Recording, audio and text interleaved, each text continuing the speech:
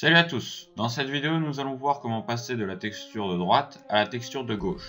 Voici donc le matériau de droite, le système de nodes de celui de droite, et voici celui de gauche.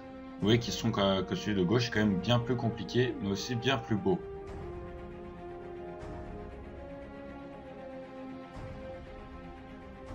Pour déplier l'objet, allez dans l'UV Image Editor, ensuite sélectionnez l'objet, passez en Edit Mode, sélectionnez tous les points, appuyez sur la touche U et Smart UV Project. Une fois que ça c'est fait, on va pouvoir donc changer le système de node. Nous allons commencer par ajouter cet effet brillant. Donc pour cela, ajouter un Mix Shader et mixer le Diffuse Node avec un Glossy Node. Vous voyez que c'est pas hyper beau, donc pour donner un meilleur glossy, vous allez prendre l'image texture, vous allez la dupliquer, ensuite vous allez aller chercher dans Converter le Color Ramp. Ensuite, vous allez prendre ces deux nodes, donc vous allez les relier et vous allez relier le converteur au Mix Shader. Vous pouvez aussi simplement ajouter un Black to White dans les converteurs et ensuite augmenter donc les contrastes avec le Color Ramp.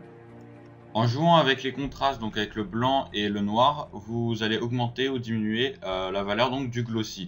Donc vous voyez que en changeant donc de place les deux curseurs, le glossy va être plus ou moins fort. Pour ajouter des détails à notre texture, il nous faut ajouter un displacement. Pour cela, ajoutez un mix RGB dans les color nodes. Prenez l'image texture et mettez-le dans l'output du bas du mix RGB. Mettez celui du haut en tout blanc. Passez le mix en multiply et ensuite vous pourrez gérer donc les détails, l'intensité des détails.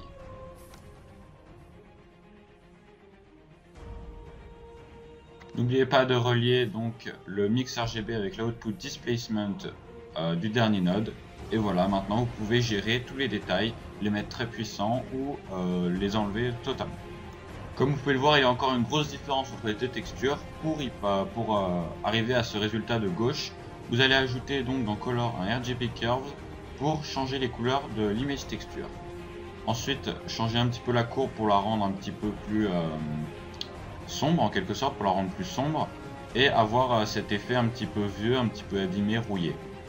Sur ce, je vous invite à maintenant vous amuser avec toutes les valeurs que vous pouvez changer, voir ce que vous pouvez obtenir et si vous pouvez obtenir un matériau un peu mieux ou pas.